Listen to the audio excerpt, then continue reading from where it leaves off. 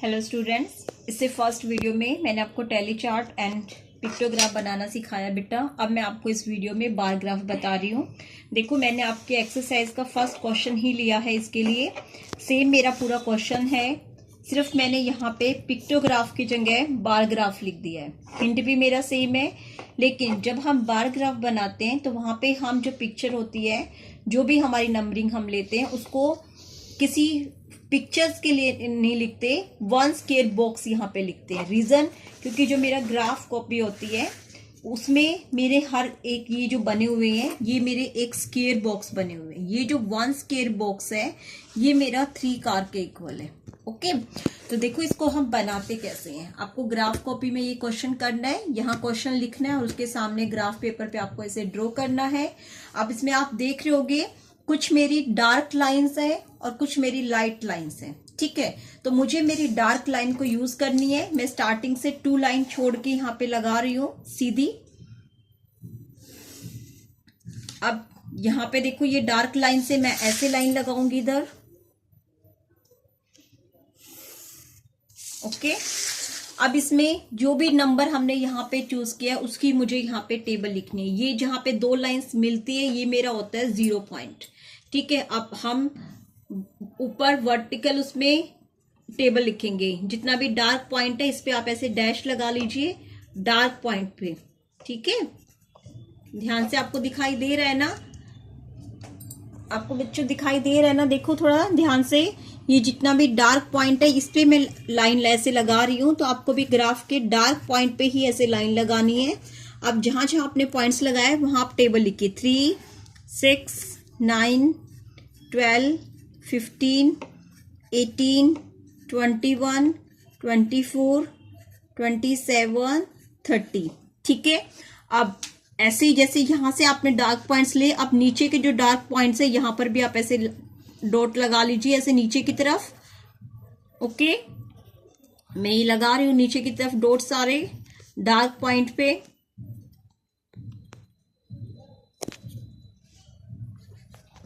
ठीक है, अब यहां मैंने 0 लिखा, उसके बाद ये फर्स्ट मेरा ब्लैंक रहेगा। अब ये जो 2 डार्क पॉइंट है इसके बीच में मैं फर्स्ट नेम लिखूंगी। यहाँ पे एजेंसी के नीचे नाम हमेशा नेम आते हैं, तो एजेंसीज है तो यहाँ पे एजेंसी से हेडिंग डाल दो। यहाँ पे हमेशा नंबरिंग आएगी। यहाँ पे कार सोल्ड है तो यहाँ लिखेंगे नंबर ऑफ कार सोल्ड, या फिर खाली कार सोल्ड भी लिख सकते हैं, कार सोल्ड। ओके, और जो भी हम यहाँ पे लेते हैं सेम उसी का टेबल हमें यहाँ पे पूरा लिखना होता है। अब आप अपनी टेबल की हेल्प से पहले यहाँ पे लिखो A, फिर नेक्स्ट 2 जो ये डॉट है, थोड़ा सा देखो ध्यान से बेटा, ये मैंने जो 2 डॉट लगाए इसके बीच में मैंने A लिखा। फिर नेक्स्ट जो मेरे 2 डॉट हैं नीचे की तरफ इस पे मैं B लिख रही हूँ। फिर नेक्स्ट जो 2 डॉट हैं उससे मैं C लिखा। फिर नेक्स्ट 2 डॉट्स में मैंने D लिखा। अब नेक्स्ट 2 डॉट्स के बीच में मैं E लिख रही हूँ। आगे की जो है वो ब्लैंक हम एज इट इज छोड़ देंगे। ठीक है, अब A का नंबर टेबल में चेक करो कितना लिखा हुआ है, 30। तो जो मेरी A है इसकी ये जो 2 लाइंस मैंने नीचे की तरफ ली हैं इसको मुझे ऊपर 30 तक, 30 यहाँ पे है तो इसको आप ऐसे यहाँ पे अपने हाथ से ऐसे डार्क कर दीजिए। अब इसको आप इससे ऐसे मिला दीजिए ओनली डार्क लाइन को। ठीक है, अब बाद में हम इसके अंदर शेड करेंगे, पहले आप ऐसे इसको बना दीजिए। ठीक है, 30 तक, मतलब A जो है वो मेरा 30 तक जाना चाहिए। ओके, अब B का नंबरिंग है 18, तो B की जो ये 2 डार्क लाइन है 18 देखो कहाँ पे ये है। अब A की यहां से मैं स्केल से इसको चेक कर लेती हूँ।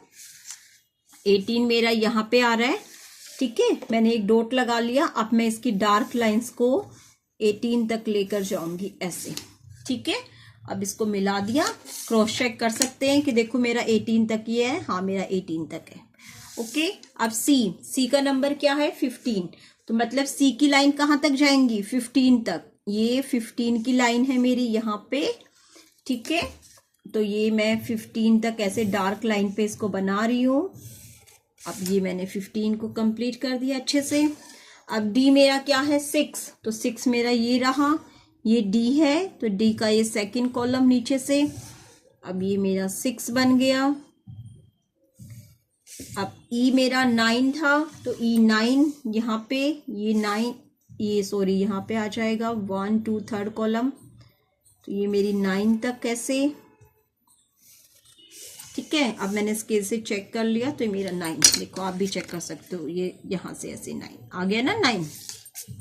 अब इन बॉक्स के अंदर हमें बिल्कुल लाइट, आप कोई भी पेंसिल कलर लेके इन सब के अंदर ऐसे लाइट कलर से पूरा इसको अच्छे से शेड करेंगे। कोई भी आपकी शेडिंग बाहर नहीं निकलनी चाहिए। मैं एक ही बॉक्स शेड करके दिखाऊंगी, बाकी आपको सेम ऐसे ही सारे बॉक्स को प्रॉपर शेड करना है, ठीक है। किसी भी पेंसिल कलर से करेंगे और सब में एक ही कलर यूज करना है, अलग अलग कलर यूज नहीं करने हैं। पेंसिल कलर से हम इसको पूरे को ऐसे अच्छे से कंप्लीट फिल कर लेंगे। तो अब ये मेरा जब कंप्लीट फिल हो जाएगा तो ये मेरा बार ग्राफ रेडी हो गया, ठीक है। बार ग्राफ बनाते समय सबसे मेन हमारी ये पॉइंट्स होते हैं और इसके अकॉर्डिंग नंबरिंग हम जो लिखते हैं हमें उस पर लेके जाना होता है। वन मोर क्वेश्चन जिससे आपको अच्छे से एक्सप्लेन हो जाए। देखो क्वेश्चन नंबर 2 है, students of class 4th were asked which activity they enjoy in summer camp. Summer camp जो मैंने क्वेश्चन आपको टेलीमार्क्स पिक्टोग्राफ में बताया था वही क्वेश्चन है ये। यहाँ पे सिर्फ नाम मैंने बार ग्राफ कर दिया है, एक्टिविटी गिवन है 4 और उसके नंबर ऑफ स्टूडेंट्स गिवन है। अब ये सारे नंबरिंग देखो 5 की टेबल से रिलेटेड है, तो 5 student is equal to 1 square box. Pictograph और बार ग्राफ में एक ही डिफरेंस होता है, पिक्टोग्राफ में यहाँ पे हम कोई पिक्चर बना देते हैं और बार ग्राफ में हम वहां पे 1 स्क्वायर बॉक्स लिखते हैं, ठीक है। 1 स्क्वायर बॉक्स क्यों लिखते हैं, क्योंकि जो ग्राफ पेपर है वो हमारा स्क्वायर बॉक्स का होता है। अब देखो ग्राफ पेपर में सेम हम डार्क लाइन से लाइन लगा देंगे, 2 लाइन इधर से छोड़ दी मैंने, नीचे का थोड़ा सा पोर्शन छोड़ देंगे। डार्क लाइन से ही हमें इसको लगाना है दोनों तरफ, वर्टिकल और हॉरिजॉन्टल लाइन। अब जो मेरी हॉरिजॉन्टल लाइन है नीचे की तरफ, यहाँ हमें नेम लिखने हैं, तो यहाँ पे नंबर ऑफ एक्टिविटीज है तो लिखेंगे नेम ऑफ एक्टिविटीज, एक्टिविटी। यहाँ पे नंबर ऑफ स्टूडेंट्स गिवन था, तो यहाँ पे हम नंबर ऑफ स्टूडेंट्स लिख देंगे। पेंसिल से मैं काम कर रही हूँ, आपको भी पेंसिल से ही करना है। अब देखो जो जो डार्क पॉइंट्स हैं उन पे डॉट लगा लो बाहर की तरफ लाइन के, ग्राफ के अंदर नहीं, बाहर की तरफ। देख रहे हैं ध्यान से, मैं डार्क लाइन पे लगा रही हूं, ठीक है, लाइट लाइन पे नहीं। 2 लाइंस के बीच में 2 स्मॉल बॉक्स होते हैं, ठीक है। अब नीचे की तरफ भी डार्क लाइन पे, इसके बीच में 2 स्मॉल बॉक्स रहेंगे मेरे, ध्यान रखिएगा। ये मैंने लगा लिए डॉट्स। अब लास्ट में एक एरो बना देती हूँ ऐसे। अब देखो मैं स्मॉल यहाँ पे 0, 5 स्टूडेंट्स था तो मैं 5 की टेबल लिखूंगी। 5 1 = 5, 5 2 = 10, 5 3 = 15, 5 4 = 20, 25, 30, 35, 40, 45 और ये लास्ट 50, ठीक है।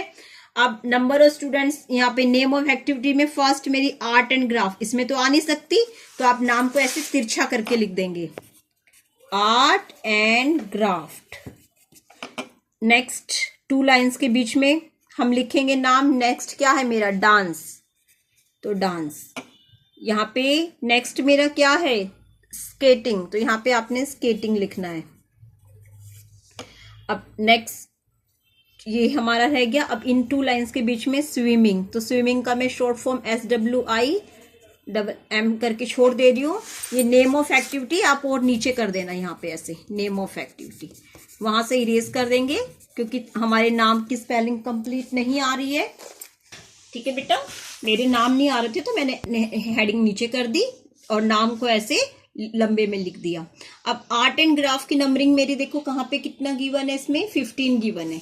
तो मुझे ये आर्ट एंड ग्राफ की जो 2 लाइंस हैं इसको कहाँ तक लेके जाना है, 15 तक। तो ये मेरा 15 है, तो इसके तक पास में इन दोनों लाइंस को ऐसे डार्क लाइन को, ठीक है। इसके बीच में अगर देखोगे तो इस छोटे बॉक्स वाली 2 लाइंस होती हैं। अब 15 से मैच करके बना दिया, ओके। नेक्स्ट है डांस। डांस मेरा क्या है, 10 स्टूडेंट्स, तो इसको 10 तक लिख जाएंगे। ये बिल्कुल ग्रीन लाइन के, डार्क लाइन के ऊपर ही आनी चाहिए, ऊपर से मिला दिया। अब स्केटिंग मेरा 20 है तो 20 की ये लाइन है, यहाँ पे मेरा स्केटिंग लिखा हुआ है, तो स्केटिंग को 20 तक लेके जाएंगे। अब नंबरिंग यहाँ से चेक करके मिला दो, ये देखो 20 वाली लाइन को मैंने कर दिया। अब नेक्स्ट है स्विमिंग 25, तो स्विमिंग 25 यहाँ पे कई बार क्या होता है ग्राफ भी आ जाता है, इससे रिलेटेड क्वेश्चन भी आ जाते हैं, तो आपको दोनों करने होते हैं, ठीक है। अब सेम, अब मेरा ये ग्राफ रेडी हो गया, बार ग्राफ। यहाँ पे हमने नंबर ऑफ स्टूडेंट लिखा, यहाँ पे लिखा नेम ऑफ एक्टिविटी। अब जो हिंट आप यहाँ लिख रहे हो 5 student is equal to 1 skate box, same hint आप यहाँ भी लिख सकते हो। नहीं भी लिखोगे तो क्वेश्चन में जरूर लिखना है, ये चीज ध्यान रखिएगा, ठीक है। तो अब इसमें हम क्या करेंगे, शेडिंग कर देंगे। किसी भी पेंसिल कलर से शेडिंग आपकी बाहर नहीं निकलनी चाहिए, जो हमने ग्राफ रेडी किया है सिर्फ उसके अंदर रहनी चाहिए। आप पेंसिल से इसकी आउटलाइन करेंगे और अंदर कोई भी लाइट पेंसिल कलर जिससे हमें अंदर के बॉक्सेस वगैरह सब क्लियरली दिखाई दे, या अब जैसे मैं पेंसिल से शेड कर रही हूँ आप भी ऐसी पेंसिल से भी शेड कर सकते हो। तो आई होप आप बच्चों को बार ग्राफ क्लियर हो गया है। तो आज हमारे तीनों ग्राफ हो गए हैं, tally chart, pictograph, bar graph. Okay, अब मैं कुछ क्वेश्चंस की इमेज आपको सेंड कर रही हूँ, तो प्लीज आप उसको अपनी क्लास कॉपी में और बार ग्राफ कॉपी में नोट कर लीजिएगा। Thank you.